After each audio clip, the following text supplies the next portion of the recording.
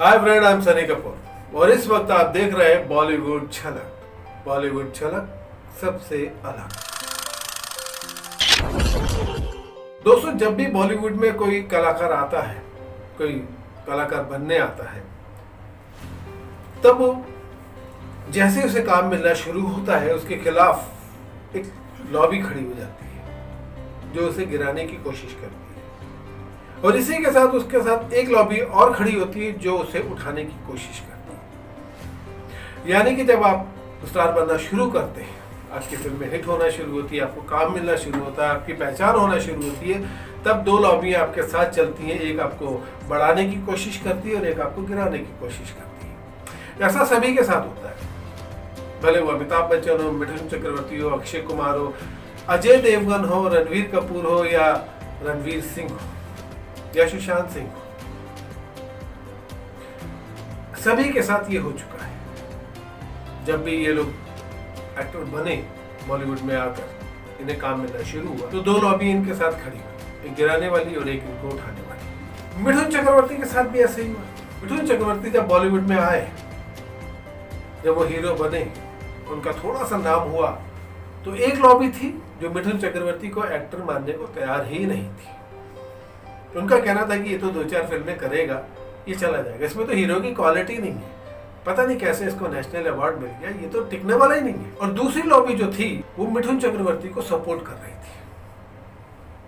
पहली लॉबी जो गिराने वाली थी उसमें कौन कौन थे आप लोग जानते हैं, लेकिन जो दूसरी लॉबी थी जो मिथुन चक्रवर्ती को सपोर्ट कर रही थी, उसमें थे विनोद खन्ना, राजेश खन्ना, रंजीत, नवेल निश्चल, रजा मुराद, किरण कुमार वगैरह। ये लोग मिथुन चक्रवर्ती के टैलेंट को पहचान गए थे और इन लोगों को समझ में आ गया था कि मिथुन चक्रवर्ती के अंदर एक स्टार छुपा हुआ है, और ये लोग मिथुन चक्रवर्ती को सपोर्ट करने लगे। मिथुन चक्रवर्ती जब बॉम्बे आए और उनकी थोड़ी बहुत पहचान बनी, काम नहीं हुआ था, छोटे मोटे रोल कर रहे थे एक्स्ट्रा, जैसे कहीं असिस्टेंट थे एलन जी के, तो कहीं अमिताभ बच्चन के साथ छोटा सा रोल जूनियर आर्टिस्ट जैसा किया था, कहीं ऋषि कपूर के साथ छोटा सा रोल किया था। इस तरह के छोटे मोटे काम कर रहे थे। तब मुलाकात तो होने लगी लोगों से, तो राजेश खन्ना, विनोद खन्ना, रंजीत, ये जो जितने भी मैंने आपको नाम बताए, ये सारे लोग सपोर्ट करने लगे कि ये लड़के में दम है, ये लड़का आगे जाके स्टार बनेगा। और तब सबसे पहले विनोद खन्ना साहब ने मिथुन चक्रवर्ती को सपोर्ट किया। विनोद खन्ना साहब ने जेपी दत्ता को बोल के, उनकी जो फिल्म बन रही थी उस समय सरहद, जेपी दत्ता की पहली फिल्म थी, बहुत बड़ी फिल्म थी, बहुत बड़े स्केल पर बन रही थी, जिसमें विनोद खन्ना हीरो थे, मिथुन चक्रवर्ती को अहम किरदार देना दिया। विनोद खन्ना साहब ने जेपी दत्ता को कहा कि ये लड़का बहुत अच्छा और आगे जाकर स्टार बनने वाला है, और इस फिल्म की शूटिंग भी हुई। हालांकि जेपी दत्ता की ये जो फिल्म है ये 76 में रिलीज होने वाली थी, लेकिन हो नहीं पाई। लेकिन विनोद खन्ना ने अपनी गारंटी में मिथुन चक्रवर्ती को जेपी दत्ता की फिल्म में फिट करा दिया। जेपी दत्ता के साथ काम करके जेपी दत्ता भी मिथुन चक्रवर्ती के टैलेंट को समझ गए थे, लेकिन इत्तेफाकन, जैसे मैंने कहा कि ये फिल्म रिलीज नहीं हो पाई, तो जो मिथुन चक्रवर्ती का कैरियर है वो बनने से पहले ही बिगड़ गया। तो 76 में जहां सरहद रिलीज होने वाली थी, वहीं मिथुन चक्रवर्ती की एक आर्ट फिल्म रिलीज हुई, मृग्या पिक्चर के लिए मिथुन चक्रवर्ती को नेशनल अवार्ड मिला। लेकिन कमर्शियल शुरुआत 78 में हुई, सुरक्षा के बाद। तब तक मिथुन चक्रवर्ती स्ट्रगल ही करते रहे। अगर उस वक्त सरहद रिलीज हो जाती 76 में, जो विनोद खन्ना ने दिलवाई थी जेपी दत्ता की फिल्म मिथुन चक्रवर्ती को, अगर वो फिल्म रिलीज हो जाती तो शायद मिथुन चक्रवर्ती का जो कैरियर है, जो इमेज है, कुछ और हो। जो छोटी छोटी फिल्म करके, टैक्सी चोर, प्रेम विवाह, ऐसी छोटी छोटी फिल्में करके स्टार बने।